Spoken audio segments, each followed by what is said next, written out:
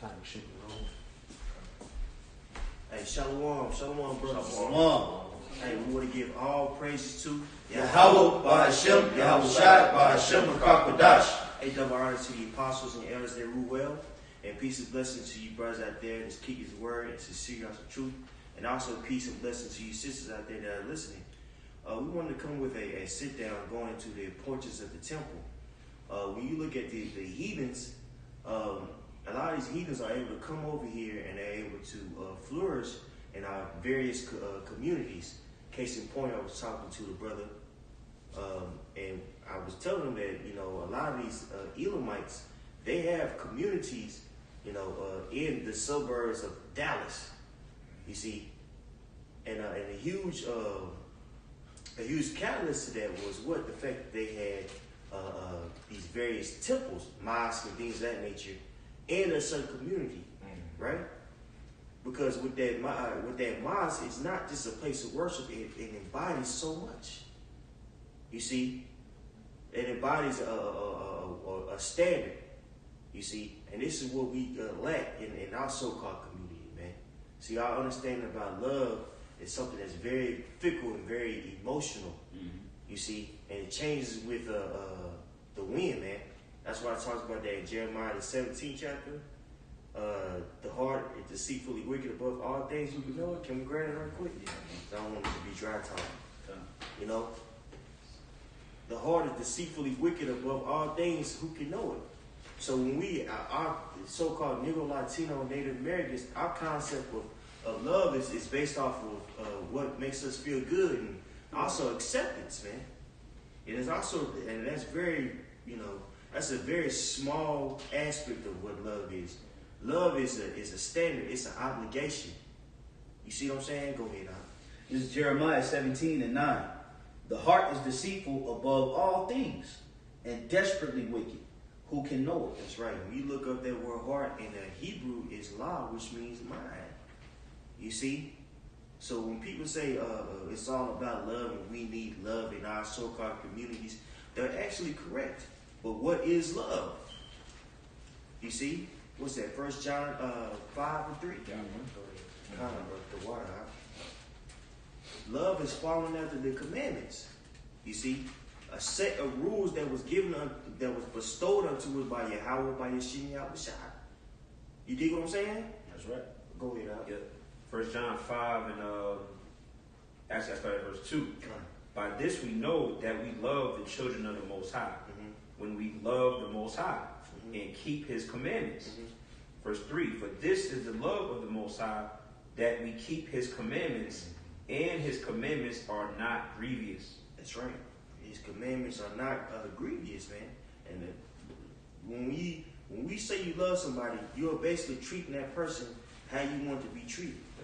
You see, under the understanding of the law, statute, and commandments. You see, and that understanding was taken away from us, man. Right? Now we're dealing with Deuteronomy 28 and 54. If one brother want to grab that, to where when you see somebody that look like you, whether it be a so-called Negro, Latino, or Native American, man, that's automatic enmity, man. Hey, we even encountered that today. You know, we seen a Jake walking up the street that was looking kind of sketchy on a certain side of town, and automatically we was like, this guy up to something. You know, and it was probably true.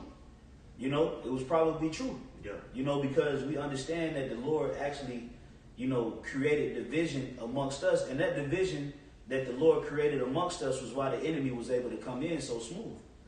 You know, because Jake was already divided. When Esau came down on Gad, they were divided like a motherfucker. Oh yeah. You know, That's so right. what they were doing what? They were going to certain Gadite tribes, you know, and setting them against other Gadite tribes and making them invade them. You see that in the movie Apocalypto. You know, even the southern kingdom was divided, man. Yeah. You know, you had Judah beefing with Benjamin, and Levi beefing with this tribe. You know, so it's a divide and conquer aspect, and that's a curse. All right, because with that temple, going back to that temple, that was a place of unity. You know, That was a place of, everybody coming and being like-minded. Just as we in the revival of the third temple now, which is spiritual, when we all come together, we are in unison. We are in unity. Okay? We ain't gonna be going to camp and everybody's gonna be in one mindset, but then you got this guy over here talking about it's okay to eat pork. Right. That's division. Okay? So when we cut these videos on, when we on the highways and byways, there's a level of unity as it was when we also came to the temple. Okay? It was a place of gathering. It was a place of sacrifice. I guarantee you Jake felt happy when he was at that temple, man. Especially going down, probably going through something, go down to the temple and take my lamb down there and do a sacrifice, man, and get this off of my conscience. It made you feel better. Then you had the Levitical priesthood that was established, that was going before the Most High, on behalf of the nation. We didn't even have that for a minute. Yeah. Okay, we didn't have the priesthood established where they was going and going in the holy of holies and repenting for other people. But now we have that. That's right. So I just wanted to make that quick point. Nah, that's a beautiful point. I had a precept for brothers. Get We're going to the point with the love. This is John 15 and 13, and one thing that I remember, I shared a little story real quick, brothers. On my father checked me because I had told a girl, when I was younger, that I loved her. My dad, he got hot, he got mad at me. He explained to me that through his understanding that love is when you lay your life down for somebody. And that's the ultimate love, because Yahweh Shah ultimately, he loved us because what? He laid his life down for us. Right. So this is John 15 and 13, and it says, greater love have no man more than this, that a man shall lay down his life for his friends. And that's the ultimate love through the scriptures and everything, because the scriptures say lay the law on two things: love your neighbor as you love your brother as you love yourself. So if you would live for yourself and die for yourself to protect others, it's reciprocated in so many ways that creates synergy. When you have that band of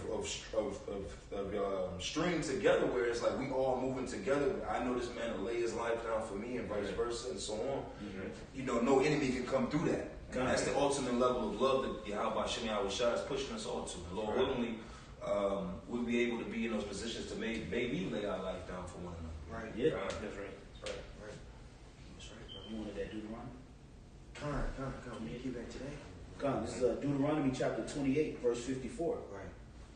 So that man that is tender among you and very delicate, his eye shall be evil towards his brother, and towards the wife of his bosom, and toward the remnant of his children which he shall leave. That's right. So when you look at Jake and that conduct now, man, it's a very selfish and very narcissistic mindset, man. Individualism, man. There's really an aspect of Western culture, man. See, in our culture, it was about unity and coming together, man. But they pushed over here, what? It's all about you. I'm going to do me. Only God can judge me. Yep. I'm going to do what I want to do.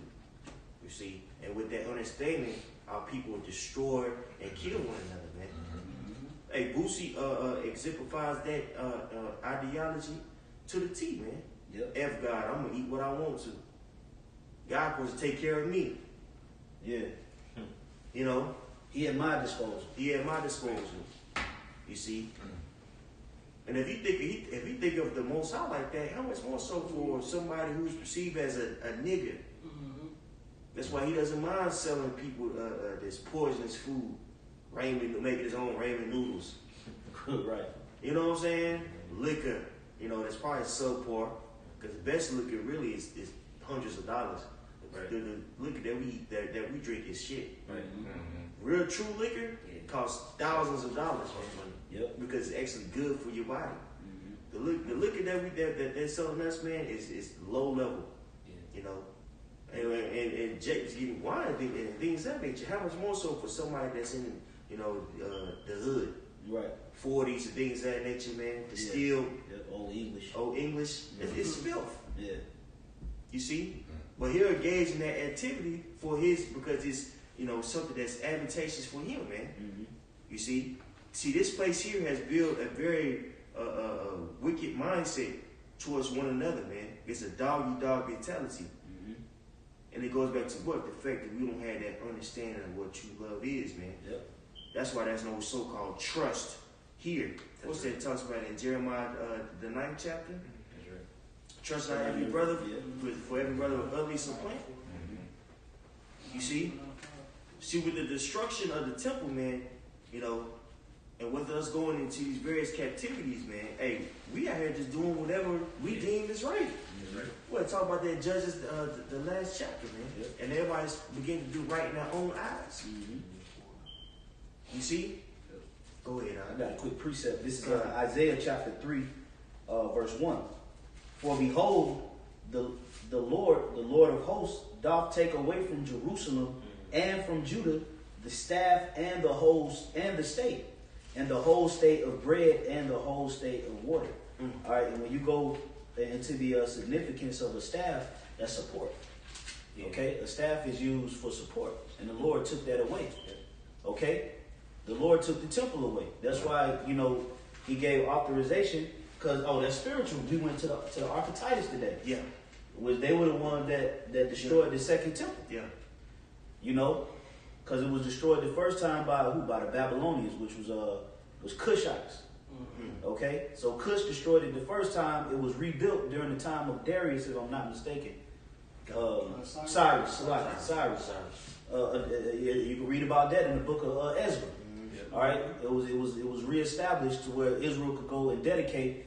Then after that, it was polluted by the Greeks and then destroyed. It wasn't rebuilt. It was polluted, but then it was cleaned. It was rededicated. Which is Hanukkah. The old stones was removed. Right. They replaced it with new stones. They cleaned the shrubs. Mm-hmm. Okay. But then the Romans came in and just straight up and down just obliterated it. Yep. Stole everything, man. They still got that stuff to this day. Yep. And because of that, because of the ransacking of our temple, we wasn't able to go into the holy. After that, we just declined. We just declined. We just went into it. We just fell away, bro.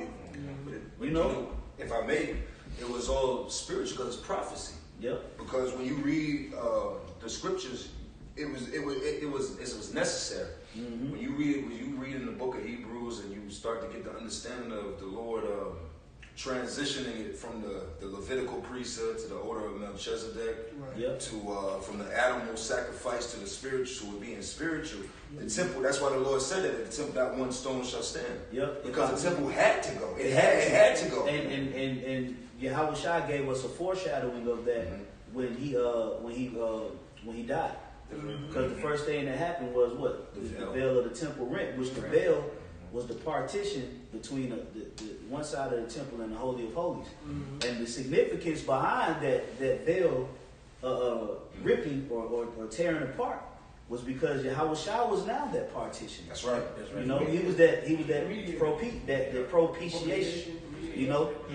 To between Israel and the Most High. We leaned because we leaned real heavy on the temple. We leaned heavy onto the Levitical priesthood. That's why when Yahweh Shai was on the scene, what happened? The high priest, they was filling themselves. Mm-hmm. They had the Sanhedrin. They had all of that time to build up the offices that they had. Mm-hmm. So the Lord had to erase it all to do what? Bring it, because the scriptures say what? If I could get one scripture, you don't mind. Yeah, I'm gonna finish this. Yeah. Somebody can get while he's finishing Ecclesiastes. Better as a thing. Oh yeah. It says this Isaiah 3:2.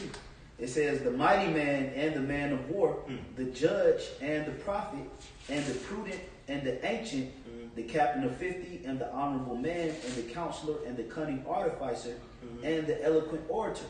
All that was destroyed, man. And all those various men and occupations was found where? That's right. In the temple. That's right, man. Ooh, this heavy. You see what I'm saying? Mm-hmm. You see? So having that what's the word I'm looking for? I guess the correct would be epicenter. The epicenter of a culture is very, very important, man. You see, because with that place of worship it embodies so much. You see, it embodied social economics, you know, which is, you know, social society and economics mixed together. You see, you would go there, you know what I'm saying, and you know, basically your income was in-house. Yep. Right? And it started with what? With that standard, man. That manifests to a temple, that manifests into a way of life, a culture. You see? I know brother got some precepts, and then we'll get to that article. Because like through the scripture, matter of fact, will you bring that at Ecclesiastes? I got it real quick. That's Ecclesiastes 7 and 8. Better is the end of a thing than the beginning thereof, and the patient in spirit is better than the proud in spirit. Yes, it's better at the end of a thing, because what the scriptures read in Isaiah, the Lord got rid of all of that, because the scripture, we know, the Lord knows that Israel is very carnal, very simple at heart. So we lean on that. We lean on the officers, and he looks like a prophet. He looks like a speaker. He looks like this. He embodies this. Israel always want to look to someone with a stature to lean on. But the Lord destroyed all that to do what? Bring it back spiritual. Because why? Everybody, the same thing gonna happen again, like what the elders going into. Why? Because it says that in Isaiah, the 14th chapter, that the stranger shall cleave onto the house.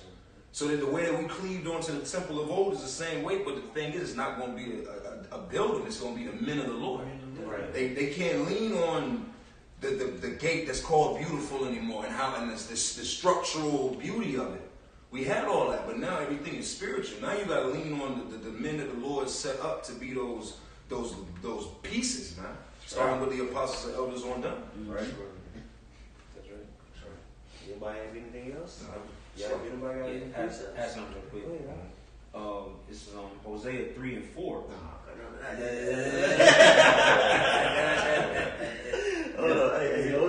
Okay. Go ahead. We gonna grab this. You gonna grab this right here? Go on. And then, okay. This is from ancient.eu, ancient history encyclopedia, and the article is going into the temple in Jerusalem. All right, and it reads, according to the Jewish tradition, the original Jerusalem temple was ordained by Yahweh or / God, as described in 2 Samuel 7 and 12, where Yahweh commands Nathan to tell David. It says, when your days are fulfilled and you lie down with your ancestors, I will raise up. Okay, let's get that in the King James. Yeah, King James. It's 2 Samuel 7 and 12. Yeah, 2 Samuel 7 and 12. You know what I'm saying? Yeah. Seven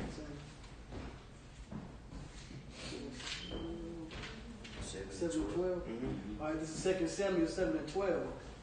And when thy days be fulfilled, and thou shalt sleep with thy fathers, I will set up thy seed after thee, which shall proceed out of thy bowels, and I will establish his kingdom.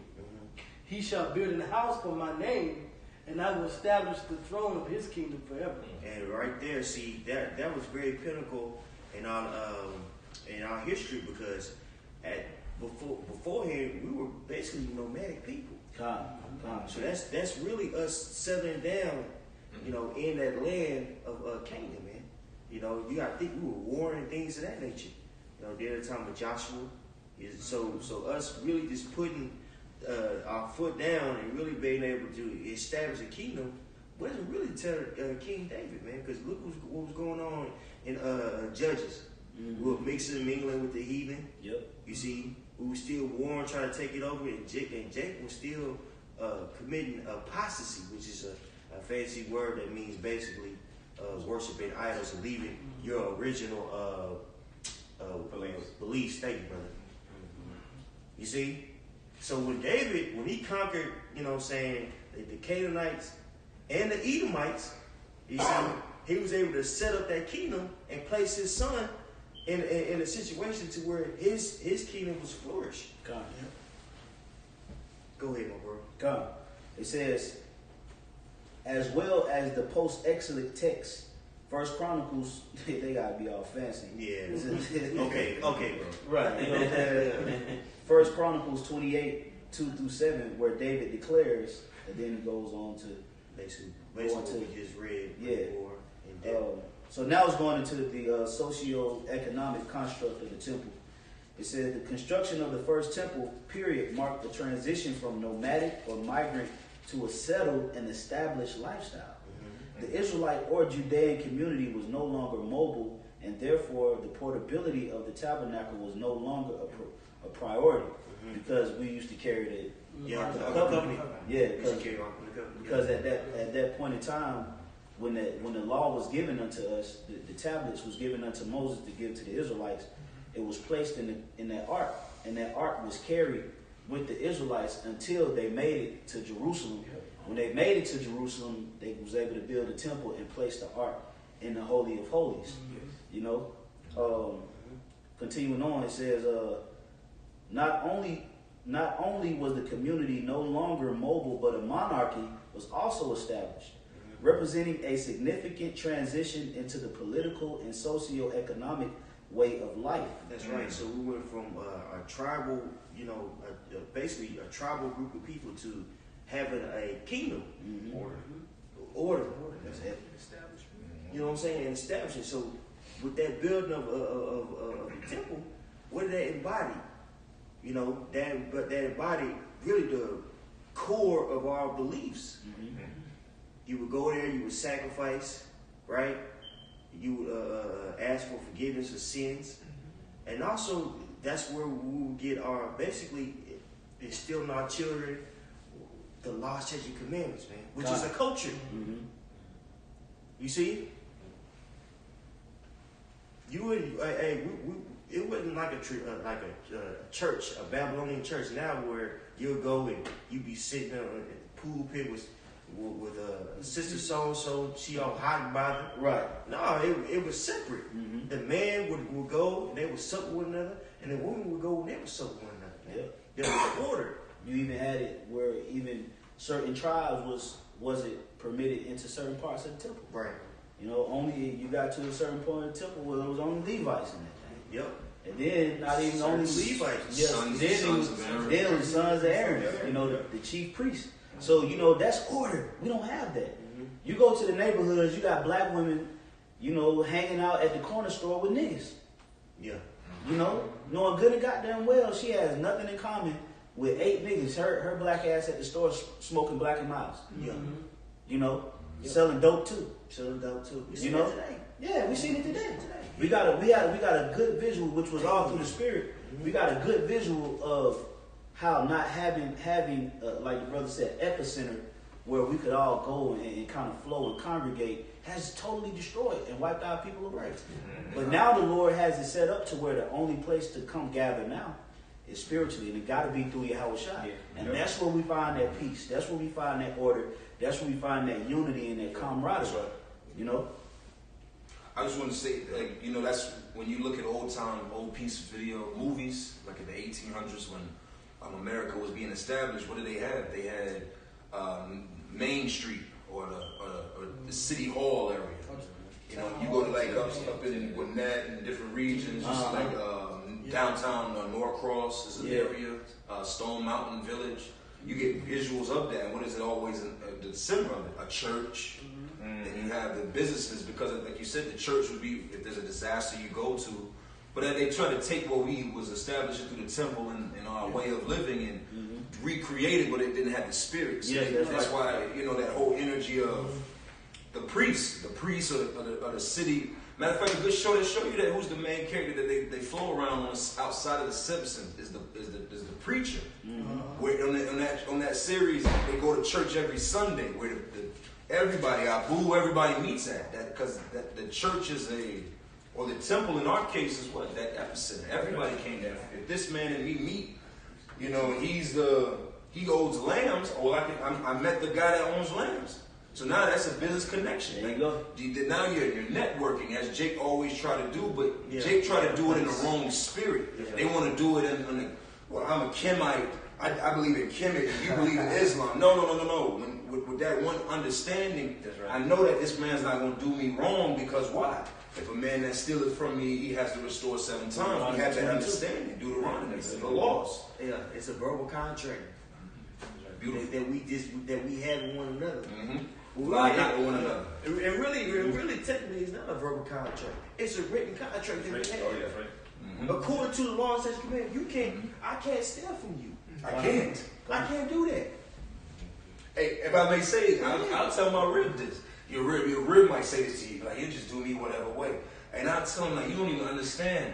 I can't do it to you because I believe in a higher power. Right. It ain't got shit to do with you. It's just, I can't do that to you because I believe in a higher power. My laws dictate me. That's right. How I deal with you as a woman. That's how we govern. That's how we That's right. govern. That's You know, ourselves. You know, that's how we govern ourselves. Yeah. You know, through that one common law. You know, so this is very important. This is a very important lesson, you know, to go into, because the Spirit had it set up, which I wasn't even thinking about it like that, to be honest.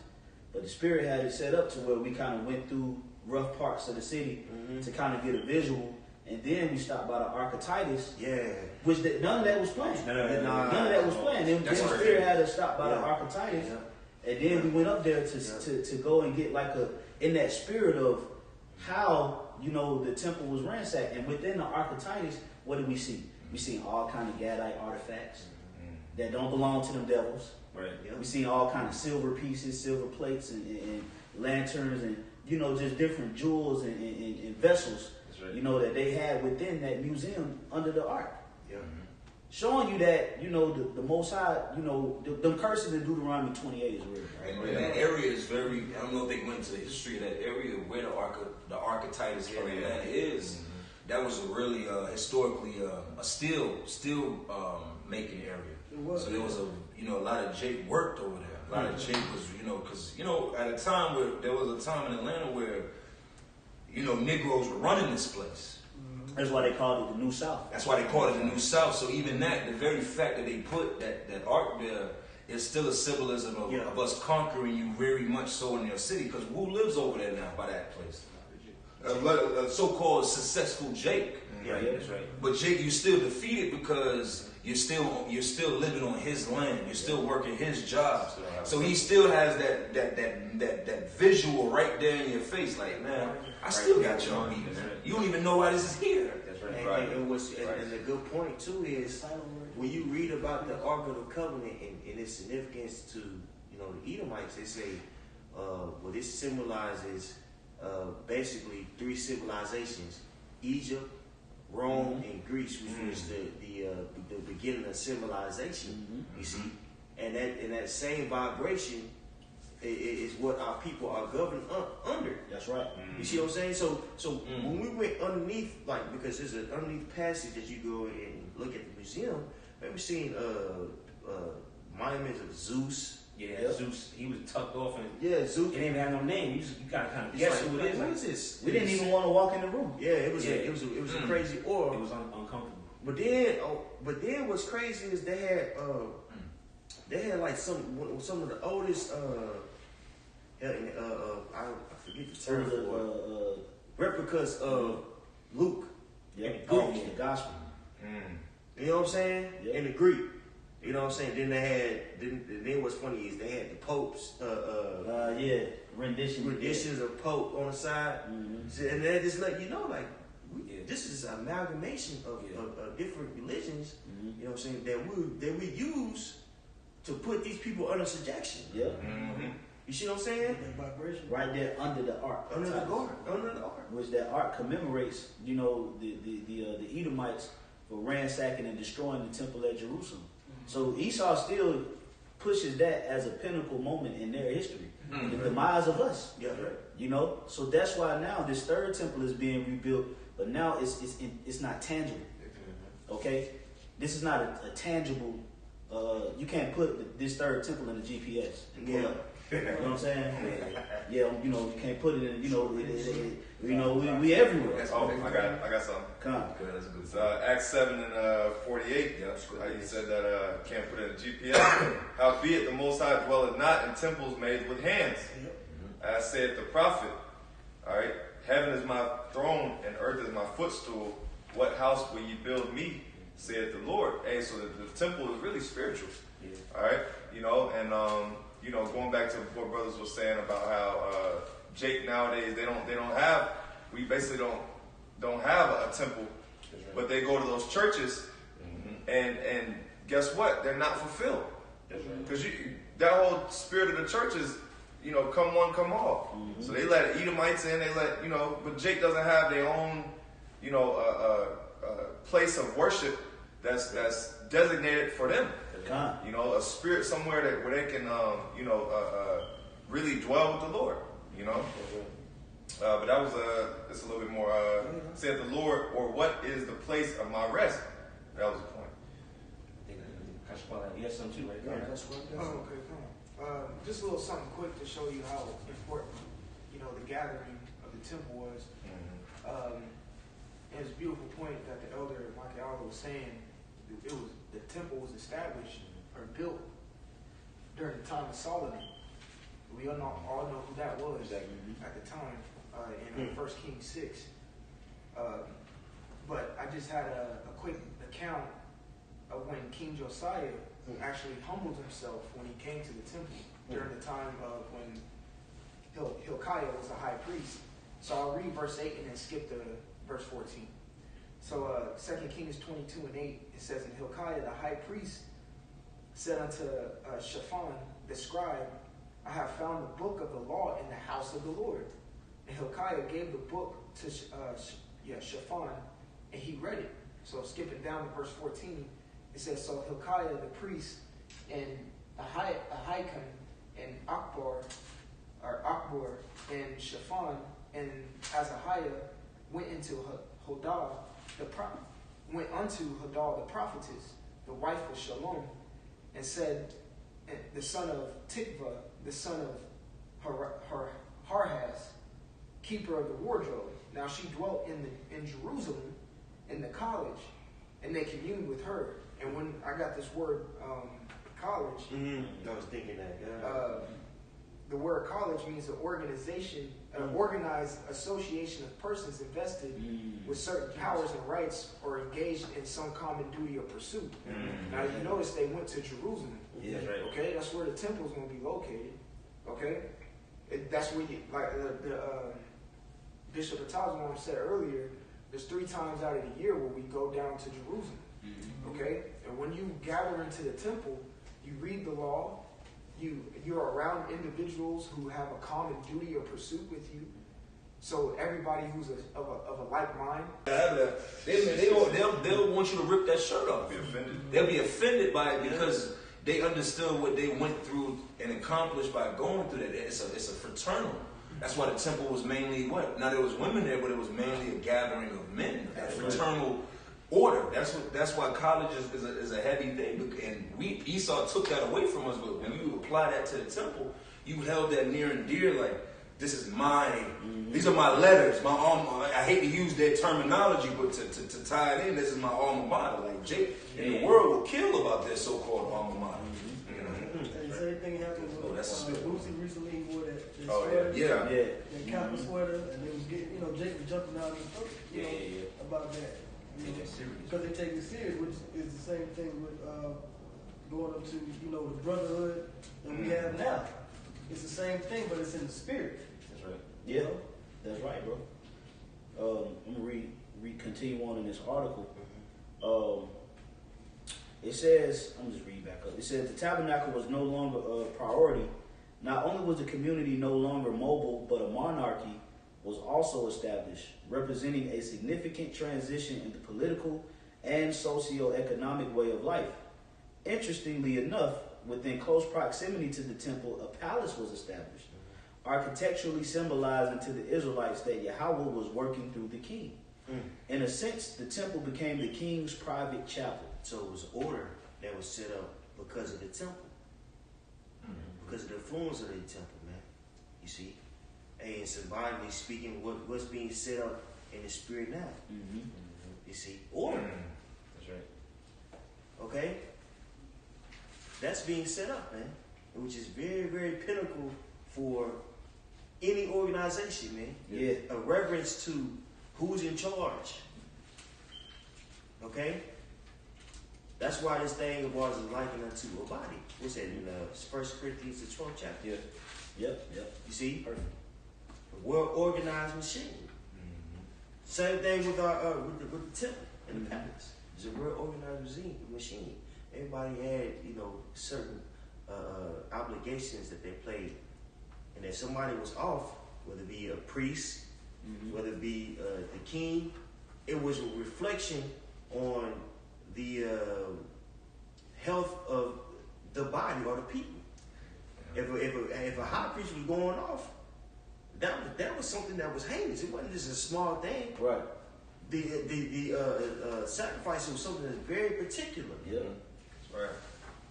You see, if a king, if he was bringing in various items and things of that nature, that's something that's very particular. And what happened? Well, a curse would happen, man.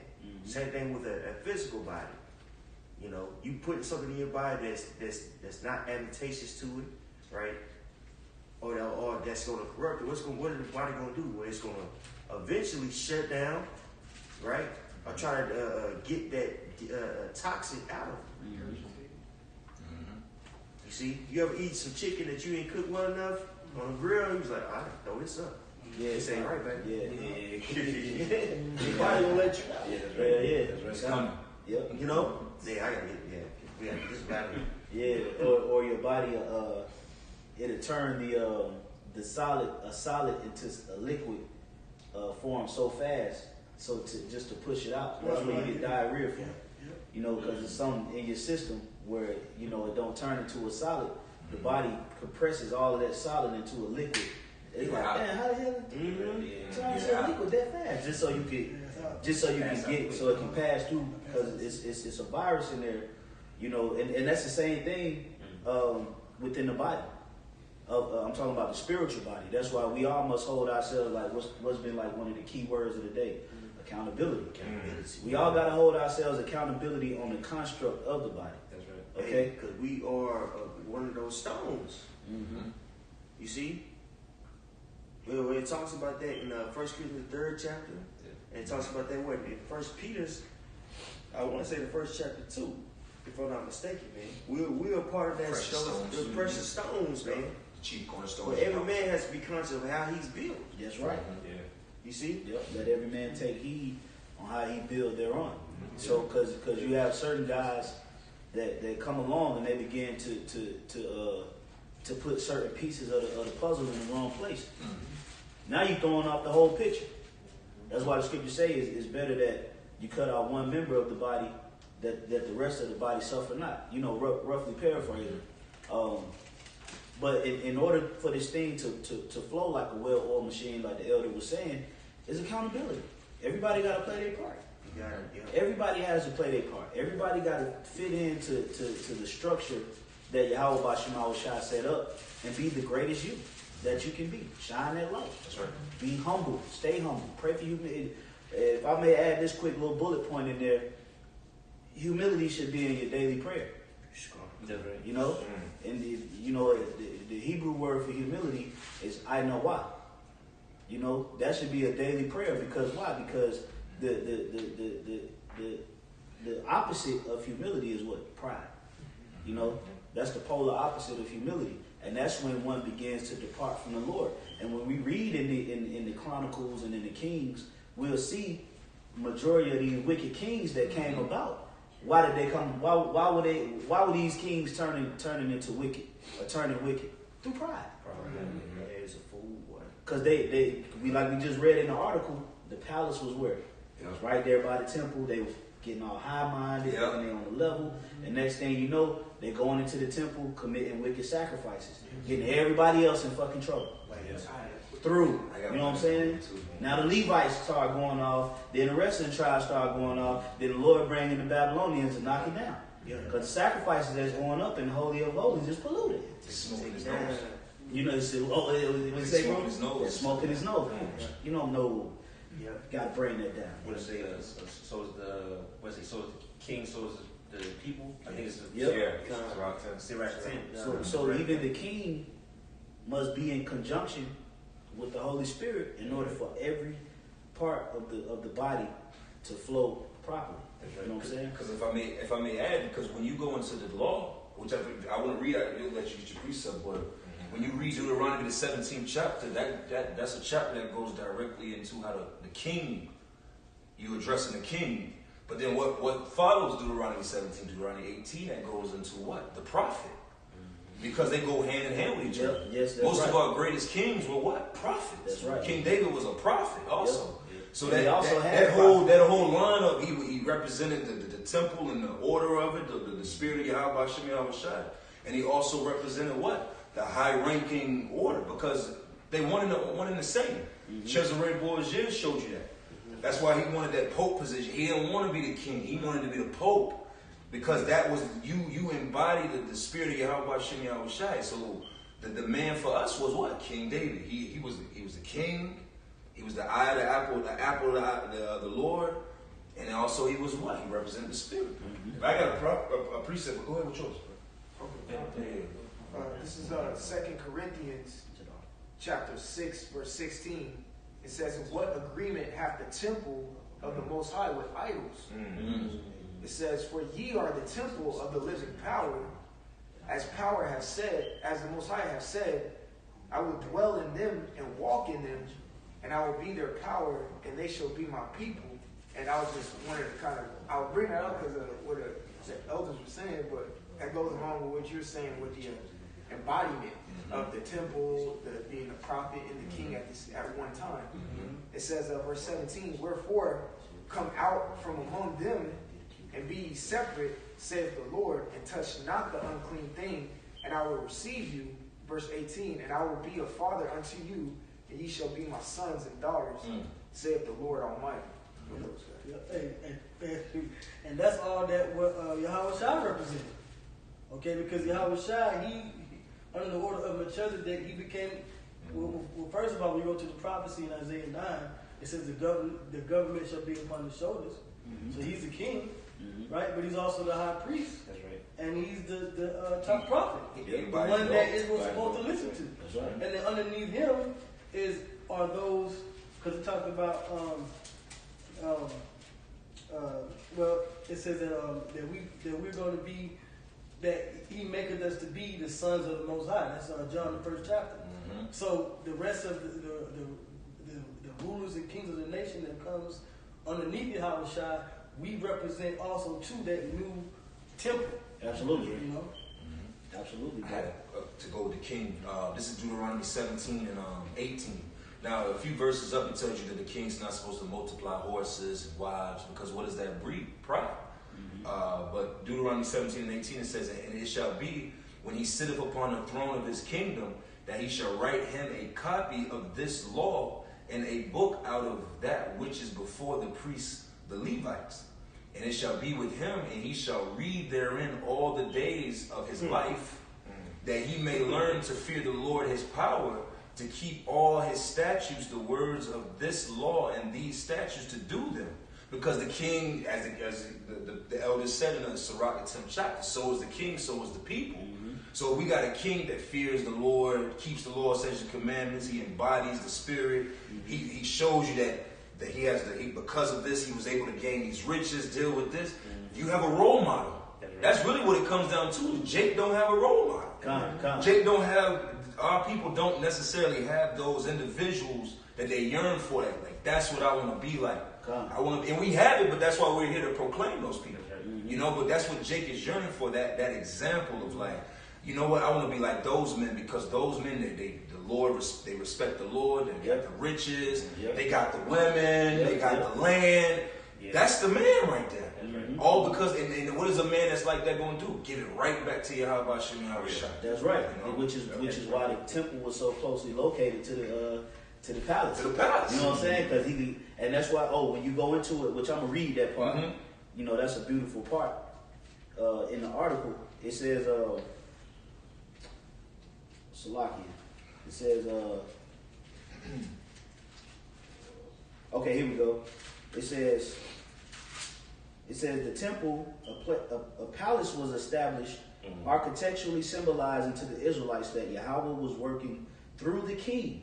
In a sense, the temple became the king's private chapel, representing the temple as an elitist form of worship. You know, that's it. That was top level worship. You know what I'm saying? It didn't get. It don't matter what belief system it was, that order, that structure that we had was killing it. Yep. Nobody had that. They didn't have that level of order and construct that we had to worship our power. You know, and that's what separated the Israelites from the other nations. That's why it tells us, was that Deuteronomy 4 and 6? It said, "This is your wisdom in the sight of the nations." I can't remember exactly how it goes, but it was because we were a wise and understanding people, and how we governed ourselves. So that's why, you know, in these times now, you know, we've been speaking heavily on what? Self-governance. You know, governing your own self. You know, the scriptures say a man that have no rule over his spirit is like a broken city. But that's basically like not having a border around the temple. It's easily accessible. Your enemies can come in and destroy it. And that's the same thing with your spirit. There must be certain spiritual barriers that you don't cross. And you have to have a spiritual protection. You know, like if you get a warrant, if you get a car, you know, a car will usually come with some form of protection. All right? That's the same thing with our vessel. We have a vessel, a spirit inside the vessel, and we also must have a level of insurance or protection, which is what? The laws, statutes, and commandments.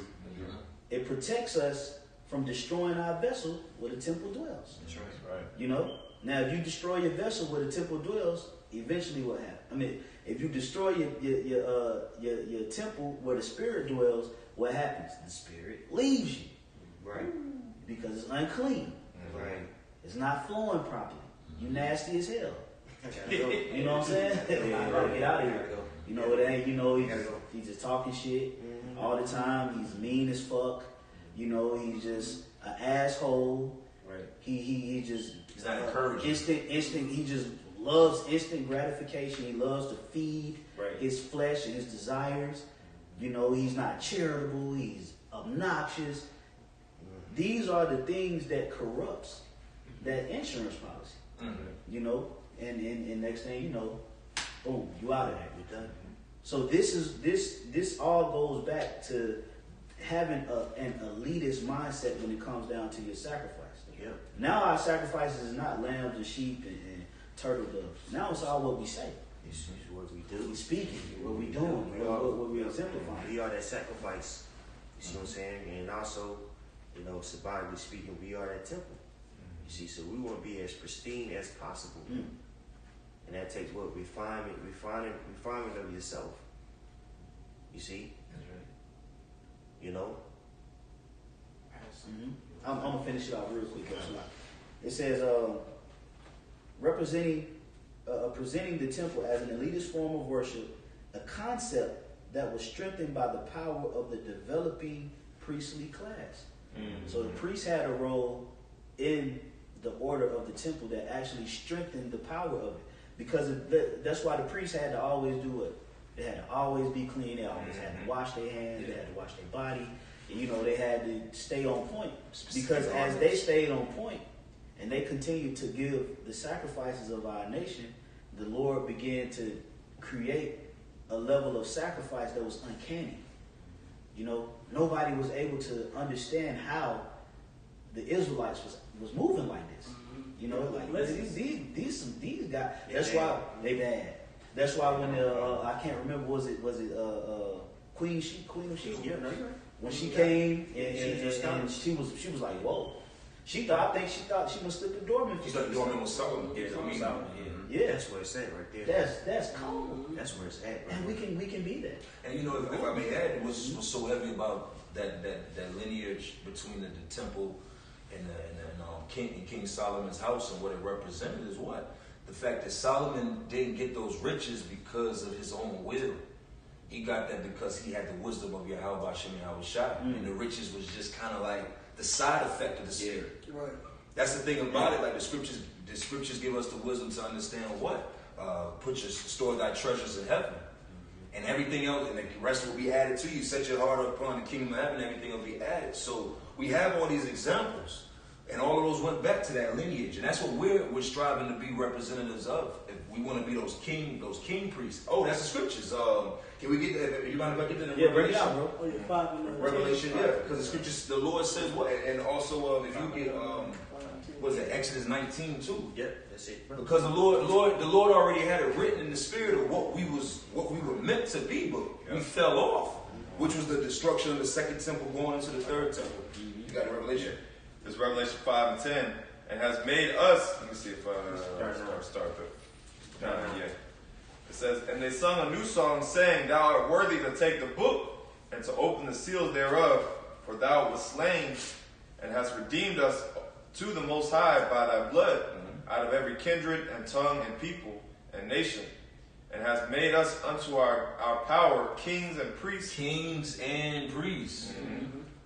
There's levels to it, and that's what we're striving for. We're striving to embody in the spirit what it is to be a king of Israel, and what it also is to be a high priest of Israel. And that's what we're on the journey of. The Lord is training us up. That's why it says that there's an appointed time with the tutors and governors, because we're having to get this on the go to learn how to also be kings.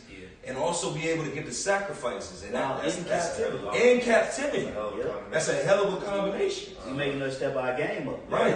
Yeah. You know, because if you just won, you bad. Yeah. If you just a high priest, you bad. That's true. If you just a king, you bad. But to embody both. In captivity. That's heavy. You know, in this, you know, where we didn't even have, you know, our fathers, you know, taught us, you know, how to abide as a priest or a king or anything like that. We just raw straight coming through the spirit. School of hard knocks, man. And that's what's going to separate, you know, the Israel of the Most High, that elite, the Israel of the Most High from everybody else. You know, but you got it, bro. You got that in the Exodus. It's just a little, and we shall reign on the earth. Yeah, because if you could, who can come against you? That's like we always like the bishop always pushed this point. Not to be long with it, but you always push that point about, you know, we always looking for the Lord to do certain things, but we already getting those things right now on how to be. Yep. And that spirit of being. Could you read that again real quick? That last. Yeah, it says, and has made us unto our power kings and priests, and we shall reign on the earth. Because when we have that understanding, it's not going to that's spiritual power to be able to reign as a king and a priest. These other nations, they're not going to have the kingly mind frame, the mind frame of war to step up against us. They're not even going to have the spirituality to step up against us. And that's two elements that they show you. Even Esau has that in his kingdom. He has the 3 city states. He has DC as his military. He has this financial side. He has his religious side, which is the Vatican. Once we get that, and we through the spirit, and we have that, and that energy of everybody under Yahushua, King David, the 12 apostles on down, no nation can come against that because there's too much spirit in that. That's right. It's just too much spirit. If I can make that point, adding on to your point, the fact that Israel, the elect is going to be the elites, man, because you got the gates of the kingdom. That's gonna be exclusive, and you know, 12 gates. The 12 gates. You ain't gonna be able to just stroll up in there. That's for particular people. That's for the kings and priests. It tell you that in Revelation that the Most High Himself gonna be within that temple in New Jerusalem. The Spirit of the Lord, like Yahweh Himself, gonna be dwell, within that.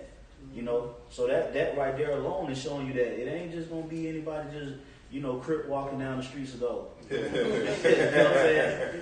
Just straight cooling it. Notch. Yeah, it's gonna be the cream of the crop. Those that was with Yahweh Bashana was shy from the beginning. That's right. That was predestined. I have that scripture too. Okay, and we'll get a couple of more precepts. We'll go ahead and wrap up. I got something real quick. This Luke 17 and 20. It says, and when he was demanded of the Pharisees when the kingdom of the Most High should come, he answered them and said, the kingdom of the Most High cometh not with observation. Right? Because going into could be going into the temple, before it was a physical thing. The nations could come in and they could destroy the temple. They could see it. That's right. Okay, those are the Israelites, that's the temple, that's the kingdom over there, right? But Yahweh Shai told him, look, the kingdom on the Most High is not going to come on observation. And like the brother said earlier, that you know, there's no GPS to go to the temple now. You know, so it says, neither shall they say, lo here or lo there. For behold, the kingdom of the Most High is within you. So the kingdom, the temple, the Holy Spirit, Yahweh Shai, he dwells within you. So when Jerusalem does come down from heaven to rule and reign on the earth as kings and priests, all right, we're going to exemplify that, but it starts with us learning and walking with wisdom now. So we'll be those clean, righteous vessels for the Lord to say, okay, these are my sons who I am well pleased. Right. The same way that he told Yahweh Shai. That's right, bro. You know? That's right. You know, and it just goes to show that, you know, the times that we're living in now is symbolic of the Lord reopening and rededicating that temple. That's right. You know, through the elect, which was the perfect way. That's right. Anyway, that's the best way to rededicate, because you had niggas up in the temple. That's why Yahweh Shai, what did Yahweh Shai do? And was that John the 2nd chapter? You know, say he called them den of thieves. Because what were they doing? They were selling. They were basically selling a repentance kit. Yeah. You know, that's some nigga shit, man. You know, stealing prayers from the Most High. Like, look, man, just gonna do that shit, man. Look, I got some dirt doves for the law. I got some turtle doves for the low. Just do what you do. Just pull up on me. I get you right, my boy. That's what they was doing. That's exactly what they was doing. They had. That's why it say Yahweh Shai drove out the oxen and he overturned the tables and called them a den of thieves. You know. So now that was going on, the Lord clean slate. Y'all just out. You get out of my face, man. I'm gonna reestablish this temple through those that were with me from the beginning, and it's gonna be in them. Y'all ain't gonna be able to just access it. The only way you're gonna be able to access this third temple is through faith. It's a big game changer now. It's a big game changer. You know? So now we gotta just wholeheartedly believe in that veil. That's right. That propitiation in order to enter into that level of sacrifice. Now you gotta go through Yahweh Shai. That's why Old Testament, man. You Old Testament Israelites. You gonna get it. Y'all are lost, man. Because the fact of it is that you're not even your Old Testament, but how many of y'all are sacrificing turtle doves every time you sin? Right. How many drink offerings are you offering? How many sheaves of weed and all of this that you have to do to keep yourself in tune with the Spirit? Yeah. Whereas now it's spiritual. You atone for your sins. You ask for forgiveness in the Spirit of Yahweh Shem. It's easier. It's easier. Yeah. So where are you? That's, man. You Old Testament. You're out of that, man. Yes, that's right, man. You know. So did anybody else have any precepts? You got a quick one? Yeah, Amos 9:11. And that day I will raise up the tabernacle of David that is fallen, and close up the breaches thereof, and I will raise up his ruins and will build it as in the days of old. Yeah, so you know Yahweh Shem Shai is doing what? He's rebuilding that tabernacle of David, that house of David. Okay? Which is with the elect, pursuant to what? 2 Peter the 2nd chapter. That's right. All right? Or 1 Peter the 2nd chapter, one or the other, the 5th verse. Say, ye are lively stones, I have raised up lively stones. Okay? Ye are a spiritual house. That's the brotherhood, man. That's it. 1 Corinthians 3:9 says what? We are laborers together with the Most High. Ye are the Lord's husbandry. Ye are the Lord's building. Okay? We are the building. You got to go through brothers to get to Yahweh Shem Shai now. Just as we had to go through who? The apostles and elders, because the apostles and elders went through who? Through their elders that went through Yahweh Shai. So it's an order. Before you could get into the Holy of Holies, you had to go through the layers of the temple, bro. You know, when you was in a church back in the book of Acts, if you was traveling, you got to go through that church. You got to pull up on that church first. Main gate. You know, you got to check in. That's why the apostle said, hey, that's why this brother, through the Spirit, hey, this brother traveling around. Oh, okay. This brother traveling around, but what was the first thing he do? Pull up on the brothers. That's right. You know, because it's vice versa. If we was to be moving around and going place to place, the first place we got to check in at is who? With our government. That's right. With our economy. You know? which is that's how the Lord is establishing it now. That's right. Okay. Yahushua ain't just dealing with us. Right. He got people set in place. That's why he said, "What? I get the angels charge over thee." That's right. That's why. Again, like you said, there's no temple to go to. So that Isaiah the 14th chapter, the first verse is heavy. The strangers shall cleave unto thee. Cleave unto them. So that we had to cleave onto, like Yahushua came into the flesh, he proclaimed his Father. But we're not, truthfully speaking, we're not proclaiming Yahweh. We're proclaiming Yahweh through his son Yahushua. That's right. That's right. So we're Yahushua, you worship Yahushua. That's why we push that name. That's the key. Yeah. And it's going to do the same thing. The Lord going to give that glory. Lord willing, be part of that number. Towards where Obadiah, what is the 18th verse? He's raising up saviors. So they're going to have to cleave onto this third temple. That's the men. You can't go around it. You got to clean. All of you, even you scoffers, man. It's like I just, Bring it out, bro. even you scoffers, because you scoffers, you trying to go another way through too. That's why the Lord says in Revelation the 3rd chapter that what you Jews, you synagogue of Satan, you're gonna bow down to them and bow down to their feet. So because you got to go through you got to go through the order of things. You can't go no other way. We can't go no other way but through the apostles and elders. That's right. That's how we had to come. That's why we give double honors to the apostles and elders, because we entered into their word. Their labor. Their labor, you know? That's right. That's right.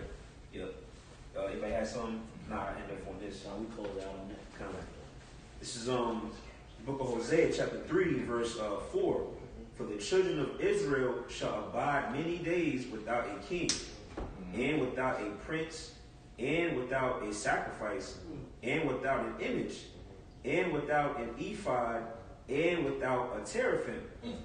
Which essentially, a lot of things synonymous with the temple, man. You know, we lost that, man, through the various captivities, man. You know, that's why through the years Jacob's become very dysfunctional, man. They don't have any order. All right, the Lord took those things away.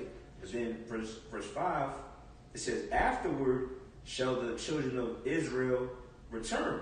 And we're seeing that now. Right? So the Lord is gathering his people by the word, man. Like you read on, what's that, Isaiah 34:16, seek ye out the book of the Lord and read. None shall want her mate, for my mouth hath commanded, and my spirit hath gathered them. The spirit of the Lord is what gathered the stones. You know, the word of the Lord gathered different stones together and it's bringing them together, man. Bro, so like to cut you off. No, that word teraphim. Yeah. If you look it up, it goes into an image. Or also it says a healer. A healer. Who is that? That's coming with healing in his wings. That's right. Yahushua. It said we're gonna dwell many years without that teraphim. We didn't have the image. You had niggas out here, you know, acting like they was Michael Jordan. Niggas out here, you know, acting like they was, you know, Young Jeezy, Snoop, Gucci, That's right. Migos, Martin Luther King, Reverend Ron. right? You know, Ralph David Abernathy. You know,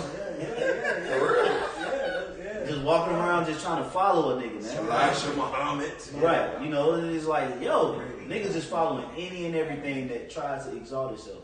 That's right. You know, but that was not the image. Right. That wasn't the way. This is the way that we should walk. Is it? All right. That's why the scriptures tell us in what is that? Isaiah 30. It says, "Ye shall hear a voice That's it. behind you, saying, This is the way. Walk ye in it. That's when right. you turn to the right or when you turn to the left, that way is Yahushua. That's right. That's been the image the whole time. That's it. Which is why the Lord charges us to walk in that image. That's right. And it's not a physical image now. Now we're talking about a spiritual image. How do you produce a spiritual image? That's different. That's a different image than what we're used to following. You know, everybody was walking around with the Jabos on, the Air Force Ones. And that's easy to do. You just go cop that shit. But the Lord said, this is the way, walk ye in it, and it's spiritual. That means the acquisition of it is going to be tedious. It's going to take accountability. It's going to take your ass being in order. That's how you're going to get it back. Accountability, bro. That's right. Being on point. You know what I'm saying? Discipline. Go ahead, bro. You finish it off.